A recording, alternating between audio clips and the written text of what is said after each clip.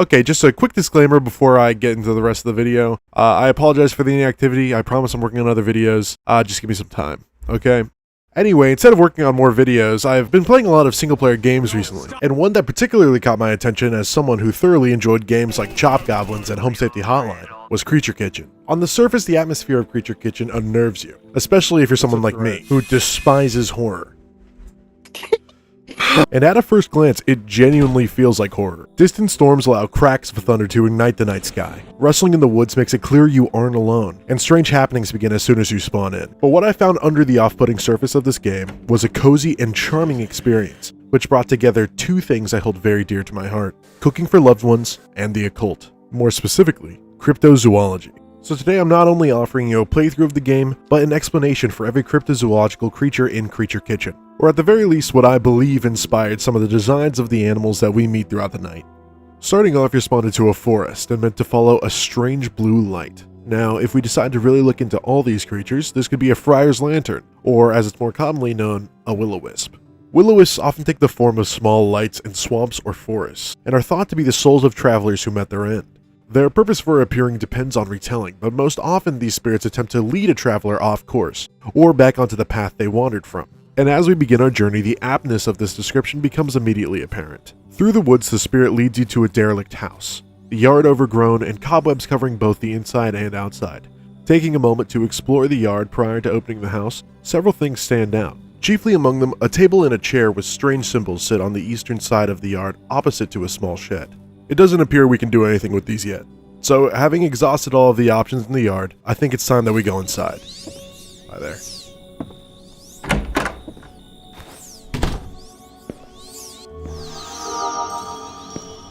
Okay.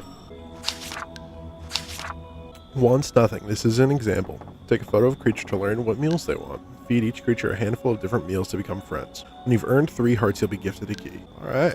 Now, the will-o-wisp has split up into several different lights and is trying to show us something. Clearly, the first thing was a book that allows us to log whatever creatures that we come across. Now, all of these pages seem to have some kind of clue for how we can meet these creatures, so we will be coming back to this book a lot. Aside from the creature log, several basic recipe cards and a book on cooking basics act as our tutorial for the main gameplay loop. Now, unfortunately, it appears we only have 4 recipe cards for the time being, so we're going to need to find a couple more of those. Finally, the will-o-wisp points to a note left on the fridge, left by someone we can only assume had a close personal connection to our character. It reads, "Hello, my dear. Thank you for looking after my home on such short notice. My departure must be very concerning. Keep them fed and you should have nothing to worry about. If you need some ideas for meals, keep an eye out. There should be recipe cards scattered about. Take care. Remember to make good memories. XX." I hope this is like my grandma's house. You know, like I'm not 100% sure that's what's going on here, but I'm praying to God that that's what it is. And with that, we're left to mostly our own devices. There's a lot of stuff that we can do around here. Like there's the key that lets us get into the pantry. Damn, this house is big, but we are kind of left to figure everything out on our own. To begin with, however, let's start with the idol left on the ground. Clearly it fell from the table directly next to it, and placing the idol on the shelf again opens a small compartment revealing a recipe card. This one for egg sandwiches. The appearance of the idol is fairly abstract, but the figure appears to be that of an eye. This will have some relevance later on. Now, after completing a couple of short puzzles for extra recipes and opening the pantry, it's time to start meeting and feeding the inhabitants of this strange place. And doing more puzzles. This game is mostly puzzles. Let's try... I'll try making toast. Beautiful. Bread slice. Oh, let me not stand too close here. Alright. Toast! Beautiful. Control to crouch. Oh, is that something I'm going to use in here? Maybe.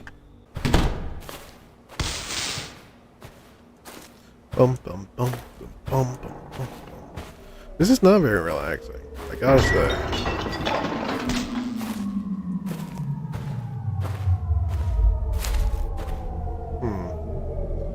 Something tells me I should turn around. Alright. Oh, camera. Alright. Oh! Why, hello there, good sir. I'm sorry, I didn't mean to startle you. Where did you go, Racoon? Trash cat. That is the shittiest picture ever. Would you mind if I took a better picture of you? Yeah, it's better. It's 2 sandwiches. Always cheering beneath the porch seem to think he owns the place. 2 sandwiches. It's officially time for the raccoon, and while it isn't supposed to be the first one, it's the first one I fed. Now, this is probably one of the more typical creatures we'll meet tonight, but despite this, there's a lot of strange personification happening here. Not only does the raccoon run away on its hind legs, it also rocks itself in the chair on the porch, making me think that there's more to this creature than meets the eye. But for the time being, we move on. Let me get to work here.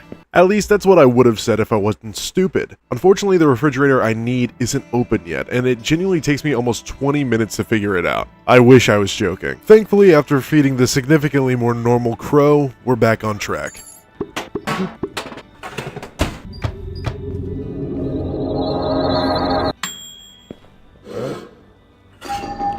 Strawberry.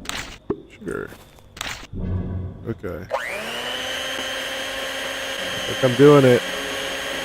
I fear I'm doing it. Okay.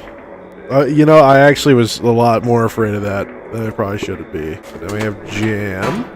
Bread. And then peanut butter. Let's see here. Beautiful. PB&J sandwich. Now, where do I leave it for the raccoon? And a fried egg. Oh. Fuck! We try again. We persevere. Beautiful. Oh! Beautiful. Bread slices. Boom! Egg sandwich. You like sandwich? You like that sandwich? Well, you won't believe what else I got for you, buddy. Yeah, you like that shit, don't you? Why are you running like that, man? What's that about? Oh, thank you. I have cheese. Should I toss a cheese down there?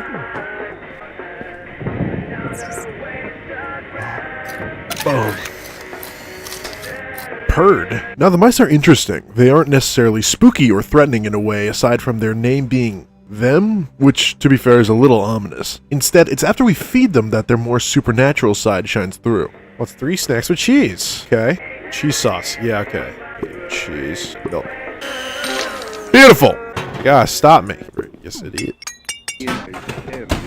Okay. Alfredo. Pizza! Okay. Let's get number 1. Mouse. Well, you're gonna love this. That's not what I wanted to do.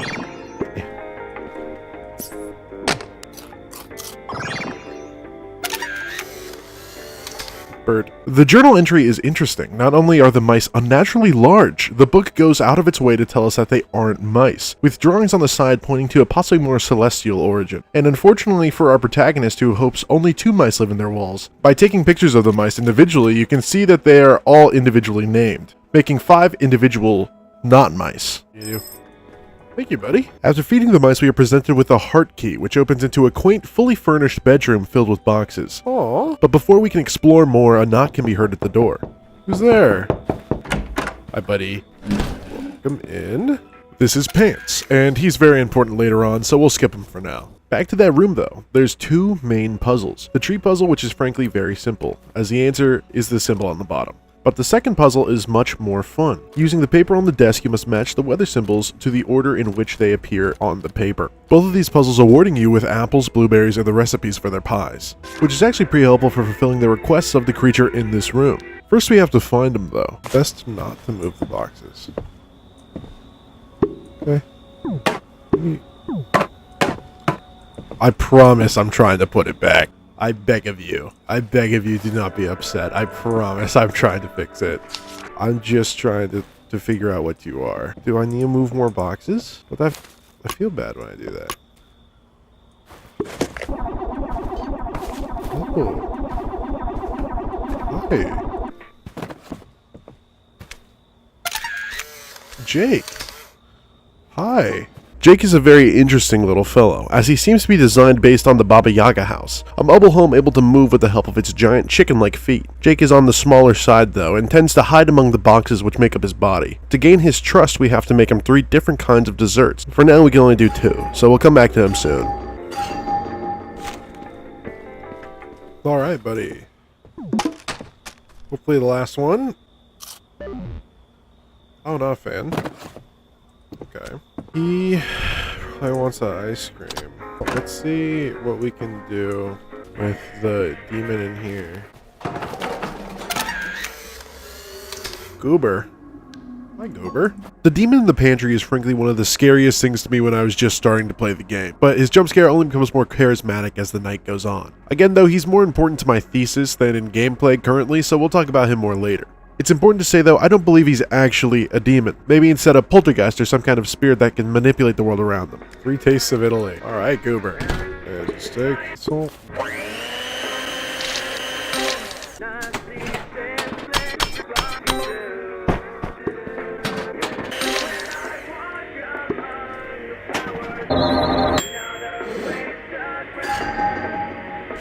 Okay, let's see if this works. We love to see it. Cheers. Beautiful.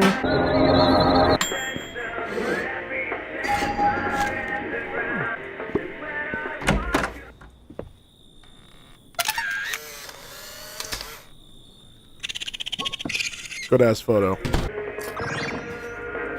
Beautiful.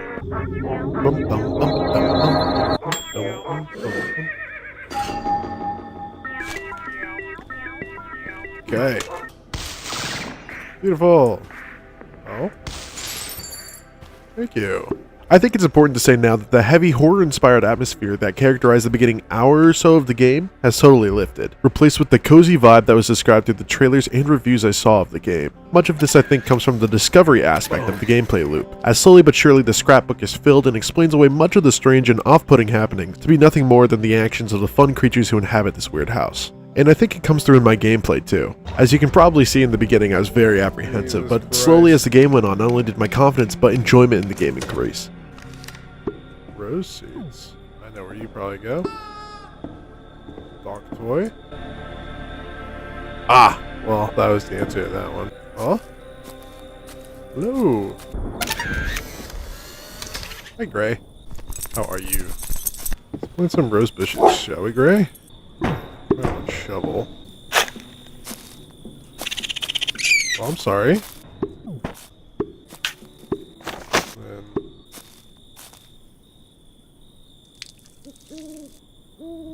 Beautiful. A rose. Yeah. Okay, you can sit there. 3 meals with beef. Got it, boss. Now, before we feed him, Gray is probably one of my favorite creatures throughout the night. Purely through his entry in the scrapbook, we can tell that whatever Gray is, he isn't a dog, despite his appearance matching that of a greyhound or racing dog. Whatever he is, though, treats us well, and even seems to want to be our friend. Judging by his gaunt appearance, though, it's clear that Gray either needs more food than he's given, or the previous caretaker has been gone for some time. So let's quickly rectify that. Oh, there you are.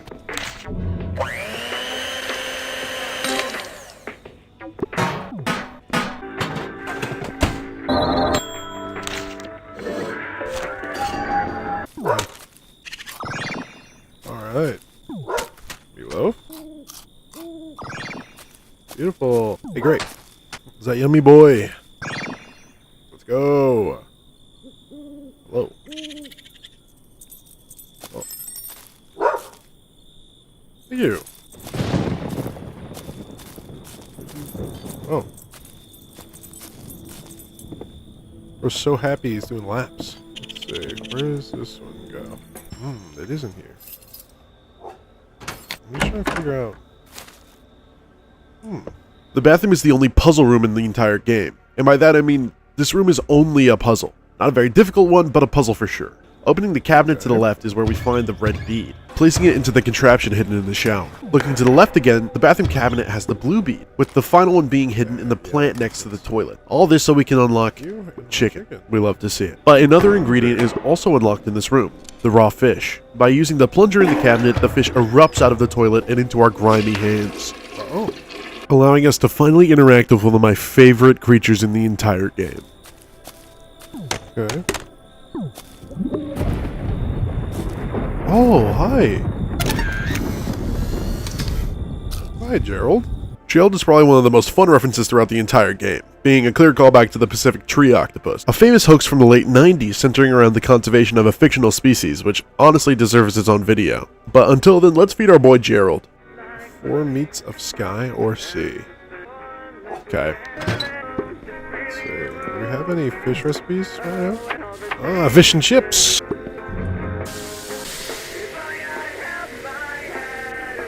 Wow. Beautiful. Beautiful. Look at that. My God. Somebody stop me.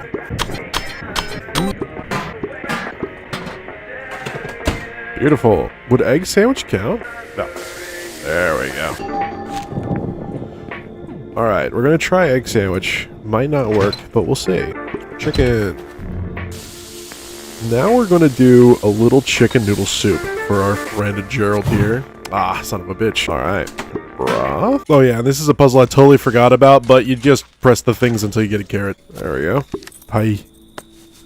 Oh, I can pet you! I didn't even know that! Pie. There you go. Potato. Yummy. Give it a little nice crust. Fuck. Beautiful. Country fried chicken. That's all 4 of the meals, hopefully. Let's go try the egg sandwich first, because it's what I'm the least sure about here. Yeah, I figured not, but that's okay. All of this to get ice so that I can feed Jake some ice cream. Yummy. Oh, what gift?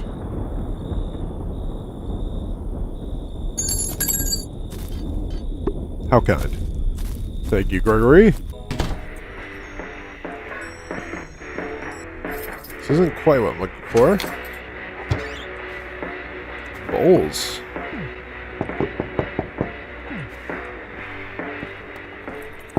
Pants. My pants. Now, this is not where I want to be, or need to be, unfortunately, so even if I had been avoiding it, it's time to refer to the photo album again. The evening's ever watching eye. Well, let's maybe try and get this guy. Excuse me, pants. I promise I will get you food one day. Where the evening's ever watchful eye? Is it you? Moon!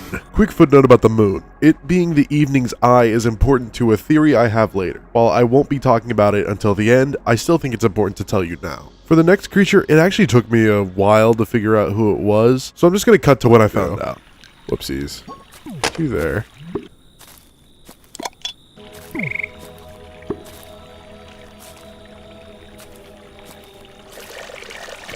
Hi, frog.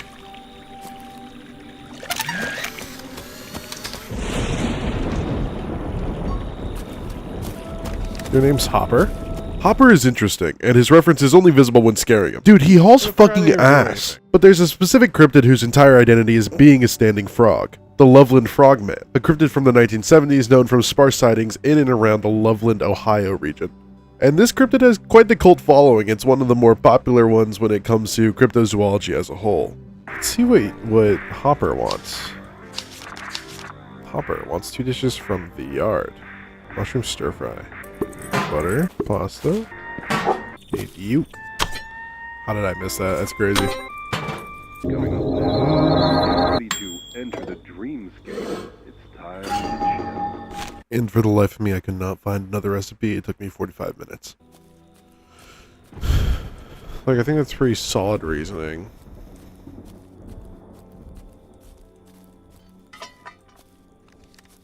My God! Mushroom? Okay, so... Oh my goodness. It took 1,000 years, but we're getting there. Couldn't have tried any. Love it. Yes, yes, Hopper, yeah. Bring me the key, Hopper. Thank you, Hopper. Okay, unlock this guy. We have ice and a new recipe. And finally, after hours of ignoring him, with the unlocking of the freezer, we can finally finish feeding Jake. Something Jake. I'm sure he's appreciative of. Jake? Is that better? Beautiful. Thank you. Where's this go? Yes. Okay. So now we have mug, and we can make coffee with mug.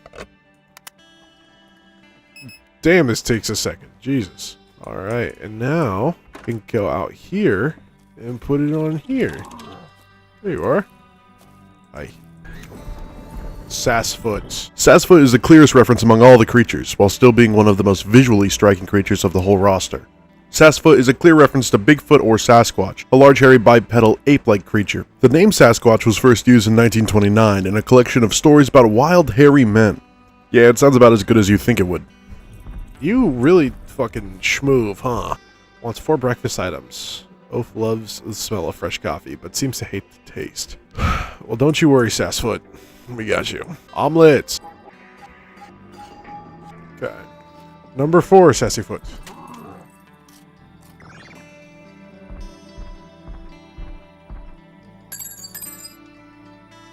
Thank you. The room unlocked by the Sassyfoot key is pretty important and is the second to last area we unlock before the end of the game, containing a new friend and a few new puzzles. I'll quickly go over the puzzles as they took the most time here. First is the glow puzzle that I, in my tired stupor, decided to brute force, but is simple enough if done the correct way as well. The second puzzle is a clock puzzle that I found so incredibly difficult that I had to look for a walkthrough instead of actually finishing it myself. You should go fuck yourself, I think.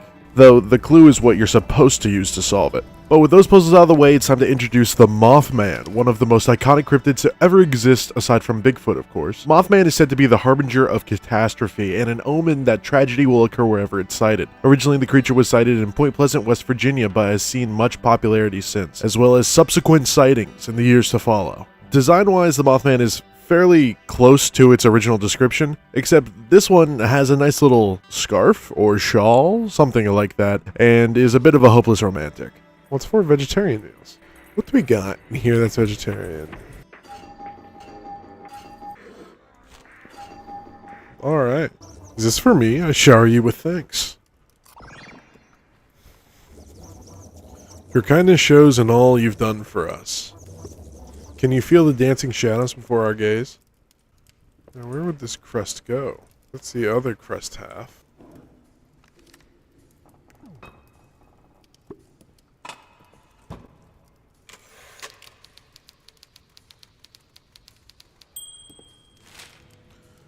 Sunset with a bag, a sword. So...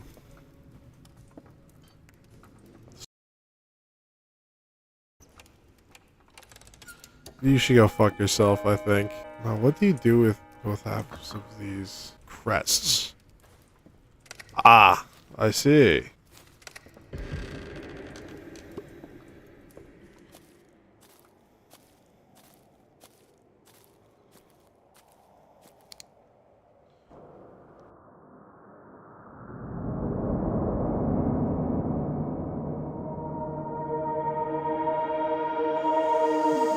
At last, you have made it. You have proven a worthy steward of our sacred home.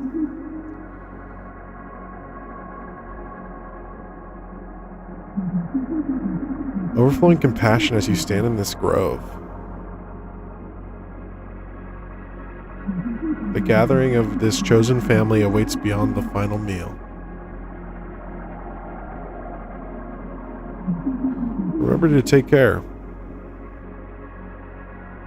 and make good memories. This is what I love about these creatures and this game. It's very easy for the supernatural to be used as a cheap scare in horror. It's not often when a game or a piece of media takes the usually exclusively horror-related things like cryptids and demons and allows them to be peaceful and friendly in this way, maintaining their mystique and power. The deer thing is a prime example. Its interaction is beautiful, and repeated encounters maintain that awe that the first one did. Its design is beautiful, though not necessarily inspired by any one cryptid, and it is because of this that it is my favorite creature in the entire game. Is this going to be the key for Pants' room? Or Pants' meal? I was going to say, I haven't had the chance to get Pants' food yet.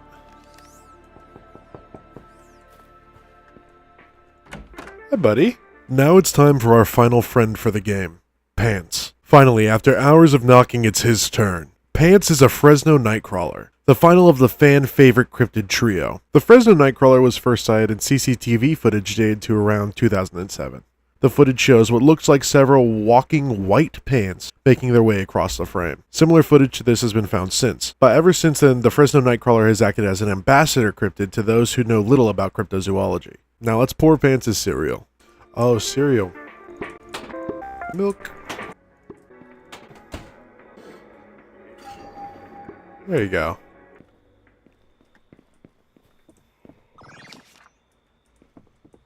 Oh, gift.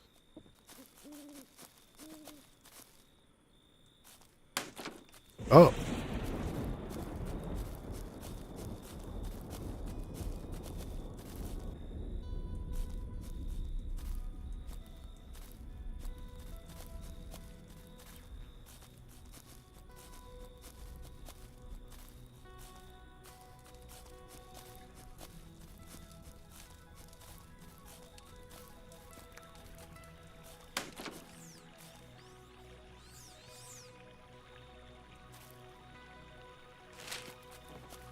My dear, as I put ink to thoughts, memories of bygone summer nights flow. Cricket songs touched by the scent of charcoal and pine, preserved over a lifetime. They're verses for all who reside in this space. When these words are found, the little ones have made a new friend, and you a new family. We will meet again. May a lifetime of songs fill you. Love XX.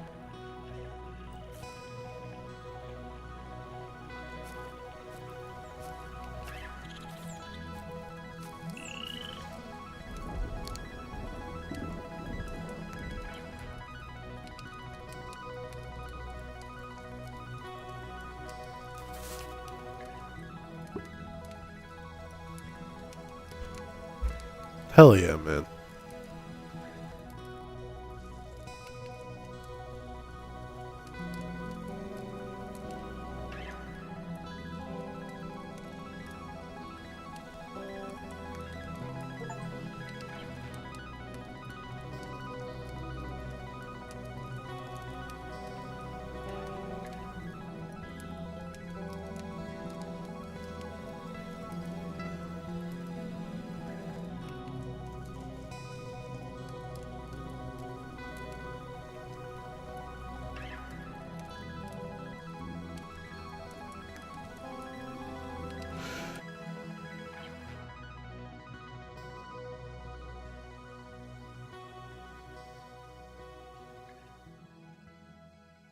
The story of Creature Kitchen, though not necessarily clear through my gameplay, is a somber yet comforting and I'd say heartwarming one.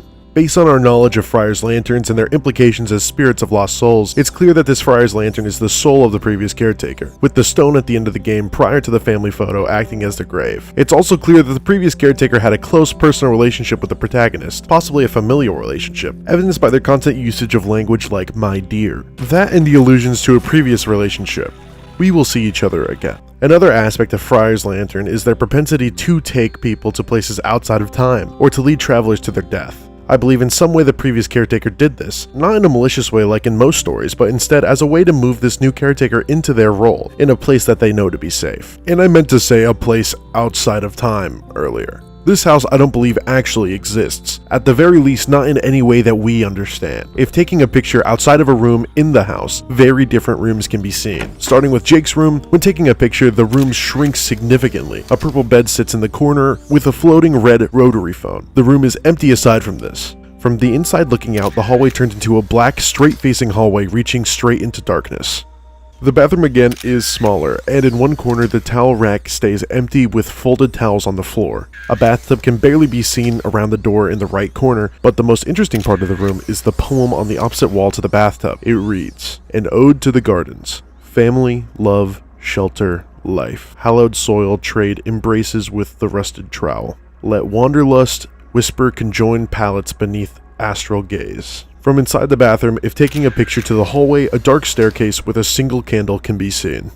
Mothman's room turns into something of a study. A fireplace sits in the center with a blue couch sat in front of it, over the top of a red carpet. Bookshelves sit on the opposite sides of the fireplace, and when taking a picture from inside the room, the normal hallway is upside down. When outside in front of the shed taking a picture inside, a normal shed with logs sits significantly smaller than normally shown. And finally, when taking a picture from inside the shed, the house disappears, giving way to empty forest. I believe that either this house doesn't exist or never existed, or alternatively sits in a reality outside of our own, possibly some kind of afterlife. The creatures, I believe, may be representations of spirits of people that the protagonist is connected to, possibly past family members. I think there's some precedent to this. For one, most if not all the creatures have human mannerisms or characteristics, as well as certain personality quirks or actions that may come from their past life. Possibly the raccoon did own a house like this back when they were alive, or something happened to the demon in the pantry to make it afraid of newcomers and people entering its domain. Another thing that adds to this is the ending of the game itself, the family photo. I didn't do it in my playthrough, but the camera is available to take a large group photo with all the creatures, it being labeled family. I will say, this theory of mine does diminish the found family aspect of the game, so you can choose to ignore it if you like. Regardless, I believe this place acts as some kind of afterlife, and you are the caretaker of the lost souls that live here. The poem acting as a very literal representation of our place and purpose here. There's one creature here that is different from all the others though, the deer thing, which I believe acts as one of the gods of this world, possibly the creator of this dimension we exist in. The deer thing speaks of watching over us, possibly through the moon, with its name being the evening's ever-watchful eye, though there is a chance that this could be a separate deity, represented by the idol we found at the beginning of the game. Or it could be very physically watching over us, through the rainbow idol that can sometimes be seen rarely after meeting the deer god for the first time. So, to summarize, the previous caretaker, a family member to the protagonist, died, and as a spirit led them to this house, a house outside of time and place created by the deer thing, where the souls of others turned into creatures reside, waiting for you to take care of them. I will say, this doesn't account for all of the secrets that are in Creature Kitchen, which you can go look for yourself if you'd like, but I think that it makes the most sense. I love this game. I loved it so much that I made this video, and I hope you guys enjoyed it. You guys should definitely play it, even if you have been spoiled by this video, and I hope you guys stick around for the next video that I'm working on. So, yeah.